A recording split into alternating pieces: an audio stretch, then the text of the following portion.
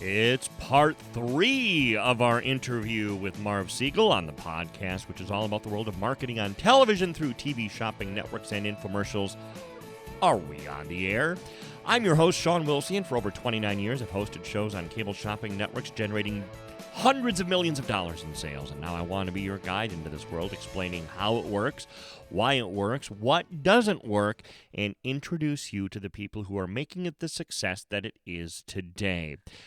We've covered a lot of ground with Marvin over the past couple episodes here, and if you haven't heard them yet, go back, pick those up first, because this is like a continuing saga that we have going on right here.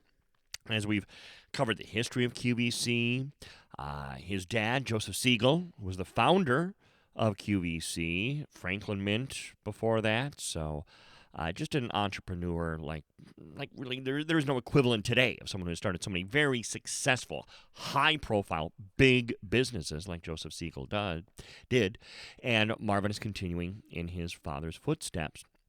And I want to continue to expand upon more about the Y networks, which is, many would argue, the future of this industry. But I want to talk about guests for a moment, because you have a lot of expertise in that area. I want to talk about what makes a good guest, because you, Marv, you probably know that subject better than anybody I know. I created on-air guest training at both QVC and Shop NBC.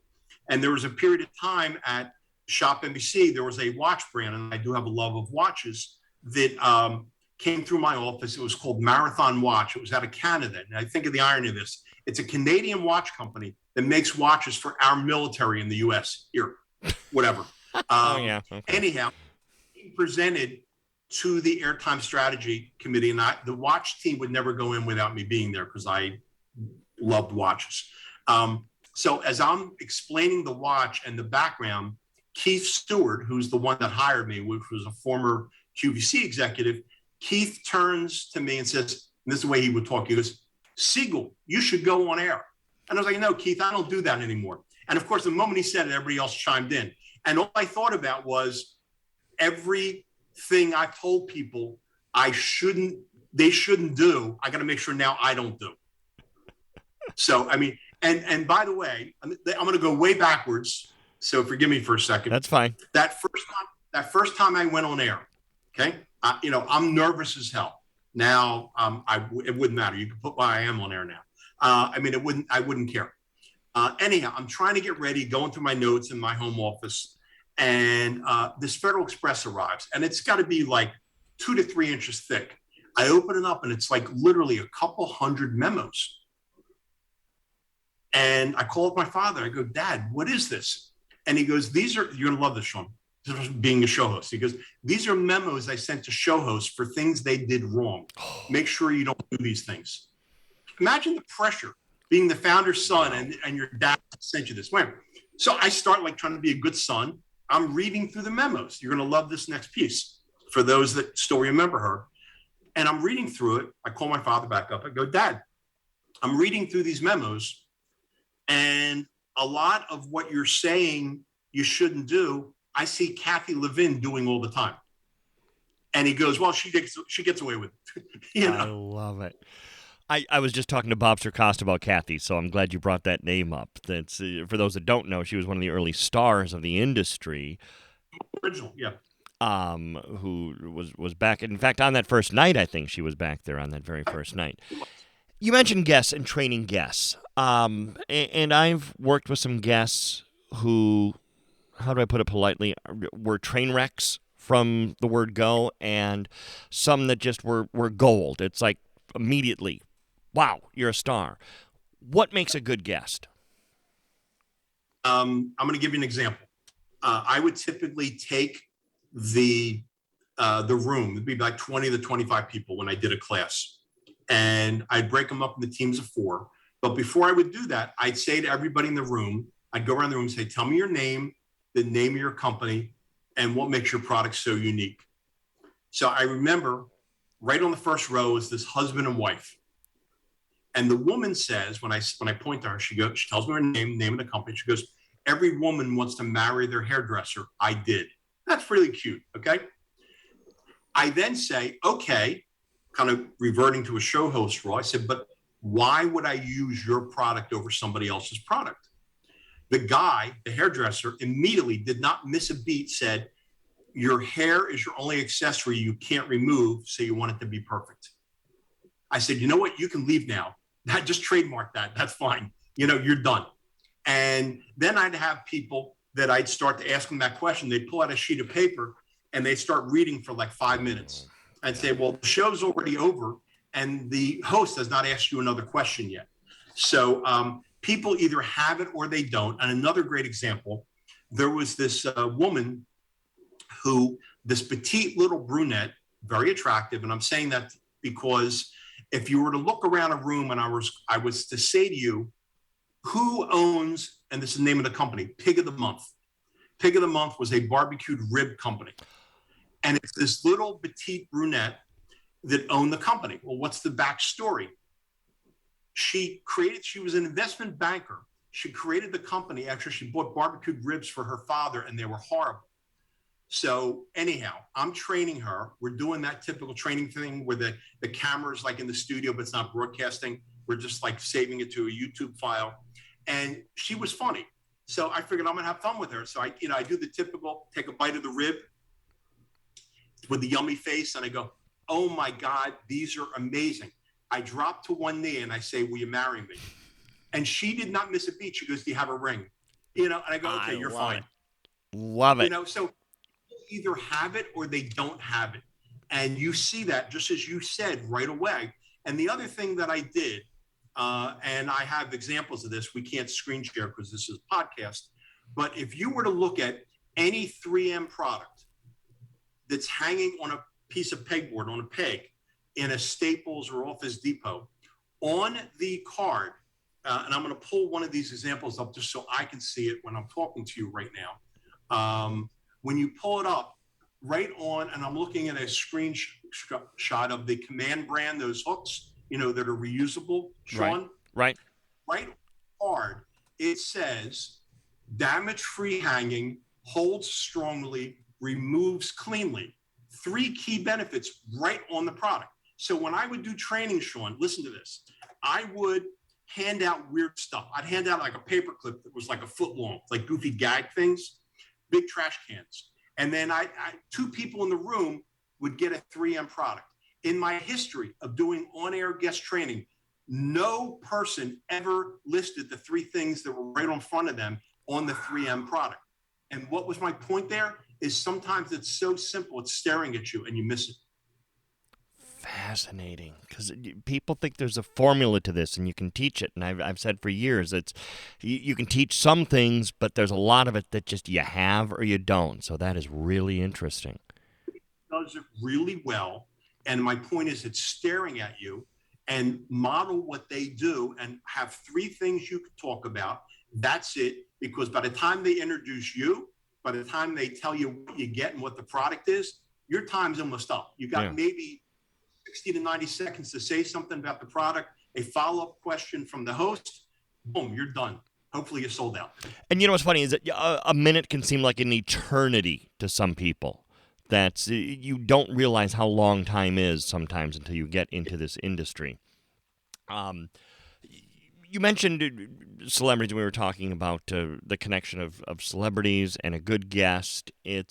Who's an example of right now, present day, celebrity or not, I guess. I'll even open it up. Who's a guest that is just awesome, that does a great job? I don't watch that much TV shopping anymore, but one I know well, actually on Shop HQ, is Manuela from Isomers. Yep. Because she creates the product. She is the mad scientist in the lab. And I think she does a really, really good job with her product. And I think that connection comes through. So Marv Segel, born of Joseph Segel, very successful, started QVC. Do you think this was just destined for you to, I don't want to say follow in your father's footsteps, because you're doing it, but you're not. But do you think you were born to follow in this kind of, this industry, let's say? Well, While my father was chairman and president of QVC, I was in the real estate business. I was actually president of the oldest building organization in the country called the Builders League of South Jersey. Still somewhat involved with them today. I don't want to get off subject. And I was doing that. And my father had then retired from QVC. And I had a love for golf. What I mean by that is I was never really that good at golf. So I had a love for buying golf equipment. And that was my excuse, Shawn, that whenever my game was not good, which was all the time, I'd have two excuses. I'm waiting for my new clubs and I'll be better when I get my new clubs. Or the other excuse was, I just got my new clubs and I'm not used to them yet. Right. So those are my excuses. So I had this idea, and QVC at the time had never done a golf show. So I reached out to a company called Edwin Watts, which at the time was the country's largest golf retailer. They sold over 1,000 Callaway clubs a day. Wow. Crazy large company. So I literally, this dates myself, I'm going back, 20, 30 years ago. I call Edwin Watts and I ask for Edwin Watts. Just think of the odds, what would happen in today's world. Edwin Watts then picks up the phone. I don't know how words came out of my mouth. I told him who I was, my connection to QVC, and I think your products would do really well on QVC. And he says, Marv, that sounds like a great idea. Send me an agreement. I didn't have an agreement. I wrote a business letter, which was a page, and I brought him to QVC. The buyers agreed. We did it as a pre-Father's Day thing, which the timing was perfect. We shot video at a local golf course, and the rest was history there. But that was how I started in it, and I was still president of the building organization at the time. So I was not destined to do it. It's sort of like a lot of things in life that happened by accident, and then my father was given the product known as Light Bites at a spa in Hawaii, and he gave it to me. He was, I guess, a caring father, and said, and at the time, I think I weighed like 330, 340 pounds. And he said, Marv, maybe you should try these things. And if they work, maybe you go on QVC with them. Okay. Coming from him, I start losing weight. I present it to QVC. It gets rejected. Why does it get rejected? You're going to love this. Because my father, before he retired, set up a guideline which said QVC was not to do ingestible products. Oh, my gosh. Oh, you're kidding. I had to call my father back and said, Dad, you evidently set up this law there that said they're not supposed to do ingestibles. Oh, well, it's not really an ingestible. Let me call somebody. Attaboy. And that's how that happened. A little backstory on Light Bites. Isn't that interesting? Because now ingestibles are such a big part of the industry. That's Andrew Lessman did a great job. I know Andrew Lessman well. Most people in the business are friends no matter where they are. Andrew really does a very, very credible job, and it's great. And there are some products that's, in my opinion, not his, there are some products out there that make weird claims. Yeah. Other products don't. So, you got to be buyer beware. That's all. Well, that's what got Jim Baker in trouble last year with COVID, and he had a guest on his show talking about this silver solution or whatever was going to cure the coronavirus or whatever the hell. So it's, you got to be careful with these things. But now, moving forward, so we mentioned on a previous episode talking about you and QVC. You went to Shop NBC, which is where I got to know Marv. But as one who I think like your dad is a visionary, and you've been able to see, okay, things are changing. Cable households, doesn't really matter anymore. Satellite, so what? What are you doing now to kind of lead the way to change? And what have you been doing to kind of lead this change in direction? If that's the way to call it. I don't know if it's a change in direction or how you want to phrase it. I would say it's a 180-degree pivot, quite frankly. A group of really interesting people got together. And I'll tell you about them very quickly. Two of the founders of this company called the Y Networks, which means your network, are radio show developers. And isn't that interesting? Because that's where shopping came from. Yeah. They control about 300 radio shows on Sirius XM and podcasts. Okay, huge company. Another founder is Tim Sabian, who was an executive at Sirius XM and ran the Howard Stern show. That's where I know the name. Yes, very well known. Another executive, Bill Porcello, ran Paul McCartney's publishing company.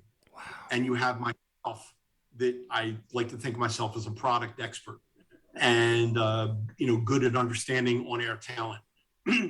We all came together literally prior to the pandemic last year. We had one meeting for lunch, the five of us, and then the world shut down. And in the middle of the pandemic, we created via Zoom a website, the Y Networks, and you can post a link to that. Sure. And I'm very proud of it. We have a music channel. We have great interviews. We have a 2-hour interview with Ice-T from Law and Order. I mean, it's a phenomenal interview. We have travel videos. We have Daniel Green doing cooking shows. And it's all based on why you're watching the videos that you can then buy product that is either directly or indirectly associated with the videos. And that, I think, is where the direction is going to be. We've also produced our own content. We had a New Year's Eve comedy special I'm very proud of, which featured Gilbert Gottfried, Kathy Griffin, and John Fogelsang. And I was ecstatic how great that did, because it was an on-demand event. It went flawlessly. The content was great. And that's what you're going to see us doing going forward. We're going to be producing our own content. When you think about now getting into this whole new medium and this whole new marketing concept that you're doing, who's your customer? Is it, because I'm in my 50s, so I don't know if I'm your customer. Is it someone in their 30s, someone in their 20s? Who are you looking for? Our customer is anybody from 25 on up. I mean, the example I make all the time, Shawn, is my mother-in-law. My mother-in-law is 70-something, she probably doesn't want me to tell her age. Yeah. That she now only streams. Wow. I mean, I have her. She is not connected to cable. She's got Apple TV. She streams shows constantly.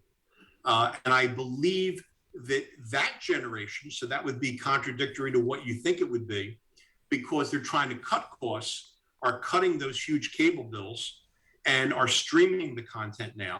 So that's that demographic. The other demographic is the younger audience that will be influenced, no pun intended, by the influencer. And I believe that is the future for them. How does someone, again, going back to the 30-channel universe, I found QVC because I'm channel surfing, and there it was on channel 24, and so it was easier then for someone to find the content. And I'm always surprised, by the way, just a little side conversation, not one of the cable shopping networks markets themselves. You never see an advertisement for QVC. No. See, that gets back to my question, Shawn, that when I'm asked how did QVC get so big, QVC ran traditional ads. They had billboards around, and the billboard was black with white copy, and it said, "Go home and shop QVC." Again, Minneapolis, I guess we didn't see them, so that's interesting. But I'm saying to you, that gets back to how did QVC get so big? People forget. You can't just, QVC used to have cable ads. They stopped doing that. HSN had a couple recently, but they really don't do that anymore. And that's really a shame that they forgot how they all got there. It's kind of like, you hear the term, not getting into politics, what's your base? I mean, all they're doing now is they're just talking to the same base all the time. That's all they're doing. They're not bringing in anybody really new.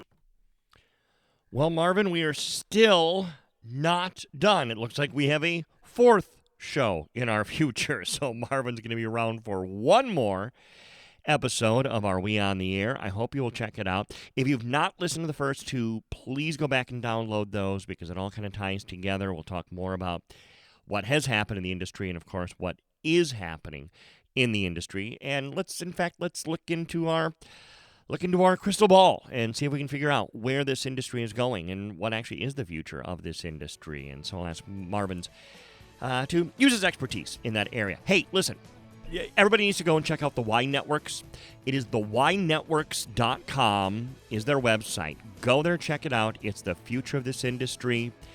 And you really should see what they're doing over there because it is very interesting. Again, this is they are in no way, Marv, nobody is paying me anything to do this. This whole podcast is my own venture, but I think what they're doing is kind of interesting. So you want to check it out, thewynetworks.com.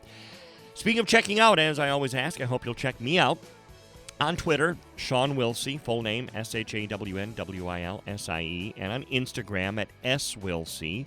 Thank you for downloading this edition of Are We on the Air? Back with Marv for episode 4 next time around. This has been a King Bobby production. Yes, I know, Travis. That's why we give such bargains.